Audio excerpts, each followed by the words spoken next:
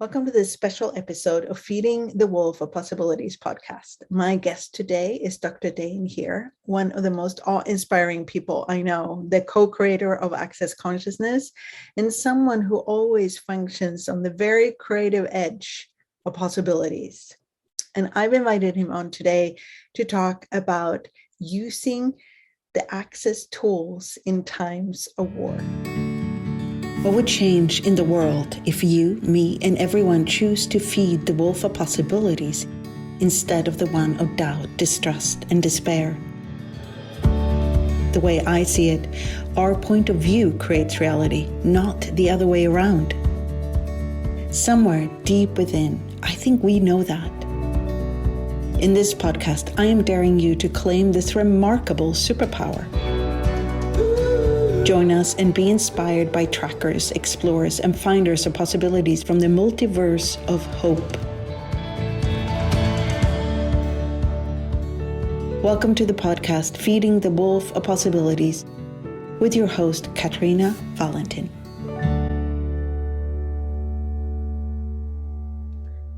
So, welcome, Dain. Nice to be with you. And I actually wanted to start with the basics of consciousness. So, in Access, we define consciousness as everything is included and nothing is judged. And there are some things that are unconscious and anti-conscious. And I was wondering is war anti-conscious? Yep. But the thing is, consciousness doesn't judge even the unconsciousness or the anti-consciousness. It looks for possibilities beyond it, and realizes that many people will choose unconsciousness and anti-consciousness, and that's what they choose. Now, what else is possible? And how do we actualize that? It's a lot of people, when we talk about this, think it's somehow passive. You need to fight against these people. Well, I agree. If you're there being invaded, either fight or run, take care of yourself.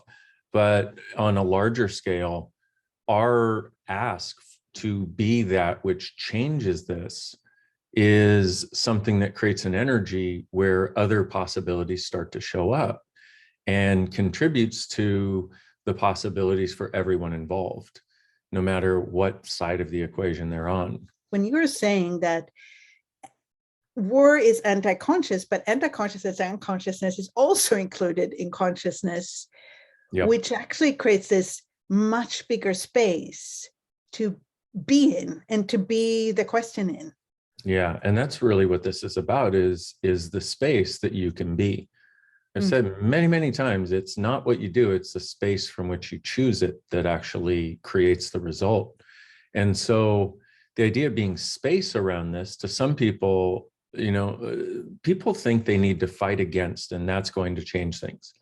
But polarity is the fight for and the fight against. What this is going beyond the polarity, going beyond the need to fight, going beyond the need to be right, going beyond the need to make others wrong.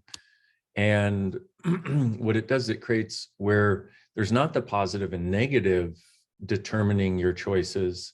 There's not the need to be seen as positive that eliminates anything else other than that. There's the space of possibilities from which we can choose. And one of the other things you said, when we talk about war is unconscious and anti-conscious, shall I say, that's a long story we probably don't have time to get into, but we often have the idea that if we're seeing anything or anyone as negative or less than positive, then we're judging. No, that could be an awareness. If you see somebody who is selfish and you acknowledge it, you're not judging them, you're acknowledging their choice. You're acknowledging how they're showing up. So this idea of war and looking at it and going, well, that's fucked up. Well, yeah, it is fucked up. Yeah, okay, now what? It's fucked up, now what? Now what other choices do we have?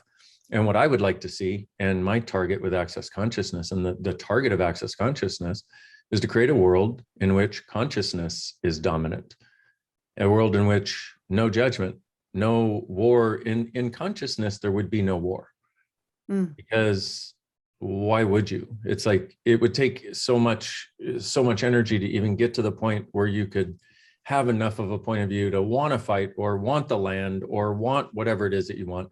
And world domination would be a thing of the past also. There would be world cooperation. There would be a contribution from all of us. And so we've got to recognize also that our individual choice has a dynamic impact on the whole. It has an impact on every single person living on this planet, every plant, every animal. We truly are interconnected, and our choice has the possibility of creating something totally different. When you said world corporation, that made me so happy. That just opened so much up.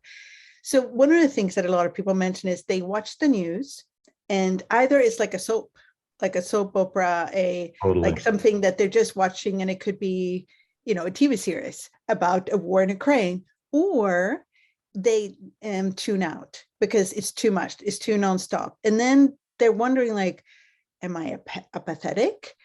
Don't I care? Or if I have no point of view about it at all, is there something wrong with me? So how does that go with what you were just looking at, where you actually go beyond polarization and you go into something, a different way of functioning?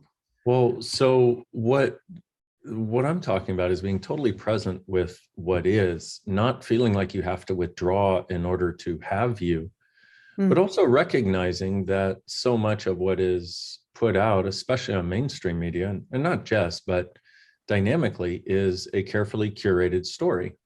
And we know when we're being lied to, and it feels like crap. Okay. What's true always makes us lighter. A lie always makes us heavier.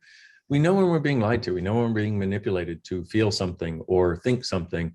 We don't often acknowledge it, but that's part of the reason why you'll see something on the news and you're like, oh, okay, I just can't watch this right now. And that's okay. That's a choice that's also included in consciousness. And if you recognize that that's not necessarily apathy, it could actually be an acknowledgement of the appropriate choice to not get into the trauma and drama, the positive, the negative, the pain and the suffering, and the fight against. And far greater, rather than fighting against limitation, it's far greater to choose for possibilities. And if you want to fight something, fight for possibilities. See what that creates in the world. But the funny part is, if you're choosing for possibilities, there's very seldom a fight required nor desired. Right. And you were saying this thing about being totally present with what is, like that is, you don't have to check out. You could be totally present with what is.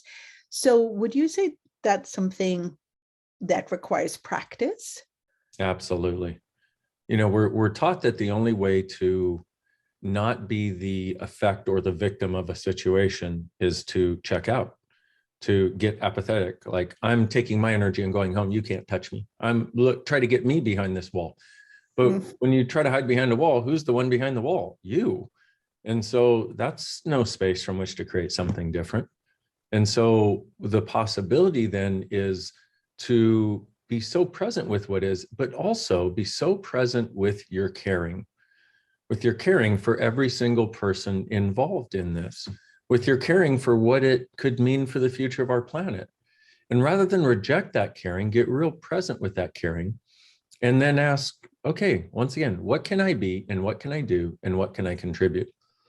Me personally, sometimes it's a matter of donating money somewhere where it might help. But me personally, what I'm trying to do is have conversations like this with people who can get it to other people, where it's like, guys, if nothing else, it's yet another wake-up call that says we need to do something different. Like, here we are, we've been doing the same shit in the same way forever, and it's gotten us here. What else can we be? What else can we do? And what else can we choose that will create an actual world of possibilities? Because it's possible. We just have a lot of people that fight against it so they can maintain their control. And what's also interesting then is many people then go to trying to fight against those people as though that's going to stop it. It's like, it doesn't stop until we empower ourselves.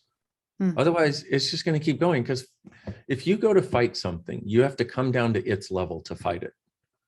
Well, now you're on its level, and that's exactly what it wanted. That's why it tried to get you to go into fight in the first place. What choice do you have beyond fight, beyond wrong, and beyond right that you're not acknowledging? And there's also something about caring at different levels, because the caring you're talking about is not the same.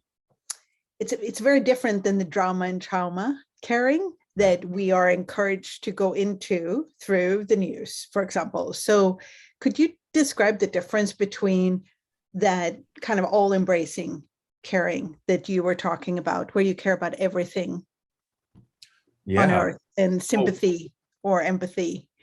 well, that's the thing, is we're taught that if we truly care, we'll sympathize with people, which means vibrating not only at their level with whatever's going on for them, usually the drama, the trauma, the pain, the suffering, but even more intensely. Like, I care so much that I'm suffering more than you about what's going on for you. Cool. Now two people are swimming in a cesspool together. Great job of proving that you cared. True caring is acknowledging that every person has choice, and every being has choice, not just people. And acknowledging that they have choice, and acknowledging that the greatest gift you can give them is to empower them to choose, if what they are choosing, they want to keep choosing, okay. But also to empower them to know that something different is possible. We had an awareness a long time ago. Gary Douglas, the founder of Access, and I were talking, and we had just experienced several people who had been very emotional. And we were looking at it, and it was like that level of emotion does not match the situation at all. It's about 100 times more than it should be. What's going on? And we realized that people use emotions to prove that they're being, and to prove that they're caring. And so they will become highly emotional of the latest trauma that has gone on in the world because I care so much.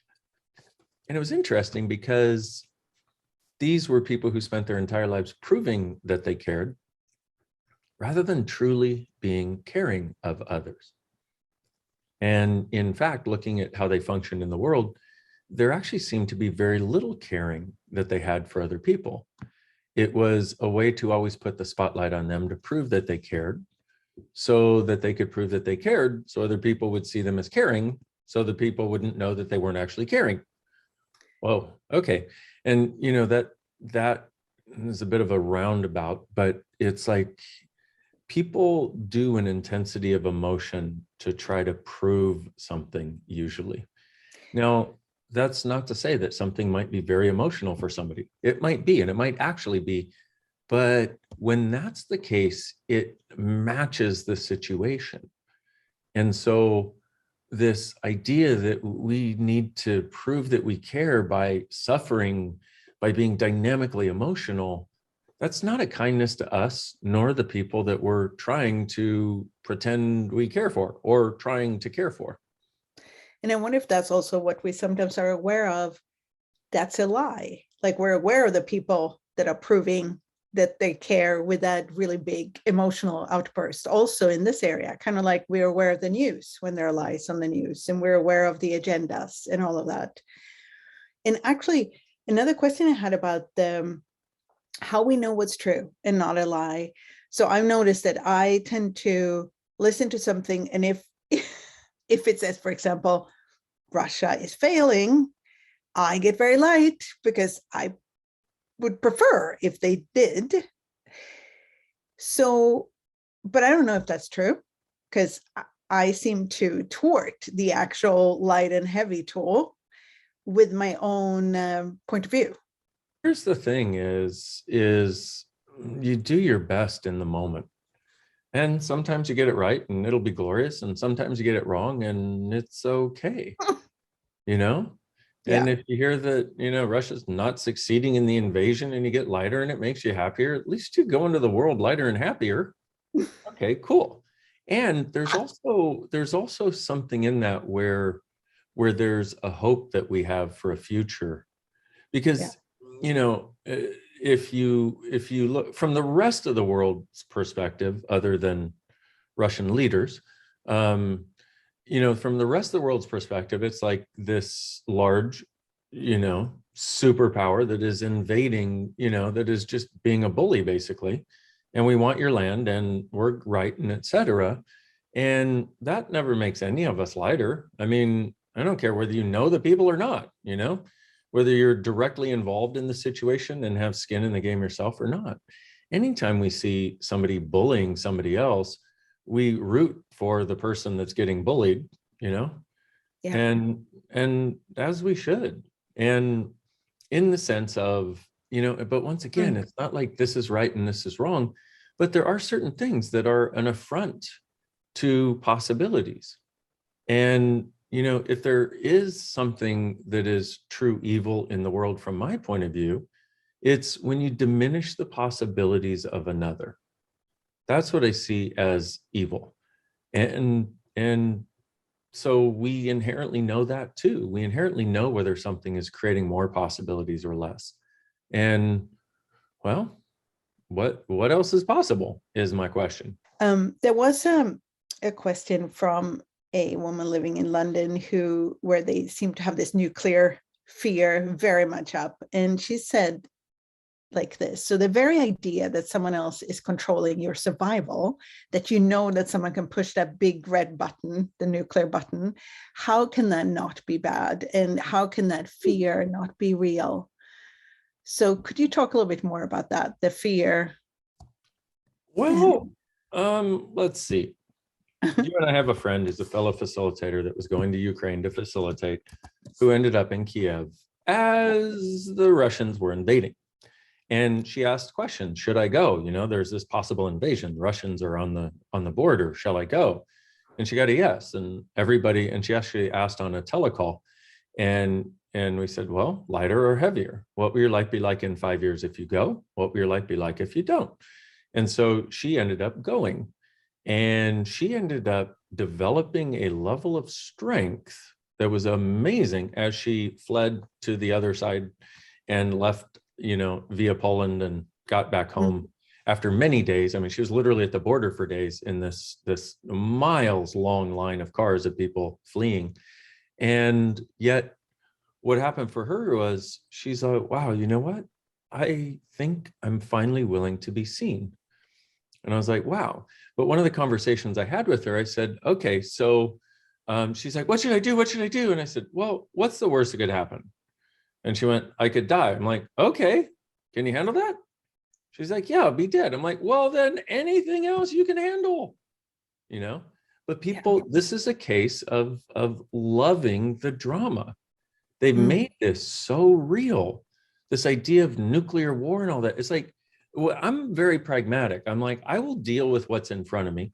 I will do every damn thing I can to change the very basis of reality so people actually know that we together asking for something can actually create it. And I've seen many examples of that. Many examples of that. But at the same time, I'm like, well, if there's going to be a nuclear war, there's going to be a nuclear war. Me sitting home, not living my life as a result of that is going to do what? It's not going to do anything except make me unhappy. And then I'll be cranky. My best friend will call and say, hey, do you want to go out? I'm like, no, I'm afraid of the bombs. And then they'll start being afraid of the bombs. And then they'll pass that on. There's this beautiful lady who has this podcast, something about the wolf of possibilities. Like, which wolf do you want to feed? It's a perfect time to bring up the wolf too, because it is really, which wolf would you like to feed at this time? And that is the key. Yeah. That is the key.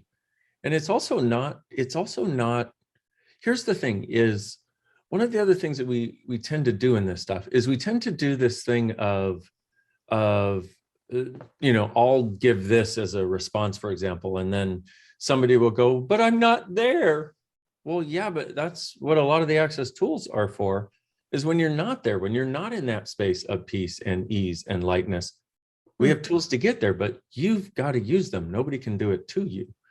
And recognize that there is a way beyond this, and stop buying your feelings as real and as though they are a guide in this particular case. And I know a lot of people will get on me about that one. How dare you dismiss the sanctity of one's feelings? Yeah, but what I'm talking about is this truly is a feeling that is a diminishment of one's being and their choice, and not an awareness of an energetic perspective that will create a greater possibility. And I would also say that this is probably one of the time when that tool, who does this belong to, is a tool that is required every day, every moment of every day, because all those feelings can belong to a lot of other people than us at the moment, wherever you are really. But one thing that you've talked a lot about is the difference between politicians and statesmen, for example. So a politician functions for the next election, which may be next year, while a statesman looks at the whole, like the future, and maybe 500 years in the future. So what I was wondering, like, here we are, instead of just looking at what we can do, we can look at what we can be. And is there some way that for us, can we be statesmen for ourselves? Like, could you talk a little bit about that? What could we choose to be to create a different future, a greater future? We can choose to be not aligning and agreeing with the trauma and drama, not resisting and reacting, because when you do that, you feed the wolf of no possibilities. You feed the wolf of limitation. And this is one of the greatest, it's one of the most potent tools we have available. It's one of our greatest capacities. And yet we discount it all the time. And we go, but I feel this. Yes, who does that belong to? And we talk in Access about every feeling is a perception you're not willing to have. As a statesman, you walk through the world with your head held high, looking for possibilities for everyone. You know, and there are people who would be like, well, yeah, but what is that going to do to change it? It changes the underlying basis of reality as we know it. And it takes it out of where those with the most willingness to destroy others are seen as powerful. And it starts putting it into where those of us who have the desire and willingness to empower others actually, and to have a sense of connection and contribution with each other, a sense of communion with each other where there is no separation. It actually starts heading in that direction. The world, with enough of us choosing it, starts heading in that direction. Do I know what the result of that is going to be? No, I don't. I've got some ideas of things I would like to see, of course. You know, I would love to see things like the destruction of individuals and groups going away. But right now, even it's like we have group, I'm right and you're wrong, and we have polarization to a dynamic degree. But what I see that as is an invitation to the people that are still on the fence, thinking that they don't have to change, don't have to choose anything different, to wake up and recognize their contribution matters. And I see it as an invitation for all of us that see the contribution that others can be, to be it, and in so doing, invite them to be it also. Now is the space for something different. If you could suggest maybe 3 questions that people could ask just to becoming a different space every day. Number 1, who the fuck does all this shit belong to? Yeah. And is it actually mine? Which is 1 question, by the way. 2 questions, 1 question. Number 2, what else is possible beyond this reality that I've never considered? And what am I capable of being that would create a future beyond my wildest dreams for all of us? Thank you. Thank you so much. Thank you for coming on. And what else is possible now? True. Thank you, my dear friend. Bye-bye. Bye-bye. Thank you so much for listening to my podcast, Feeding the Wolf of Possibilities. I hope you have more space in your world now. If you would like to listen to earlier episodes, share with other people, or subscribe, please go to Spotify, iTunes, or visit KatarinaWallentin.com/wolf.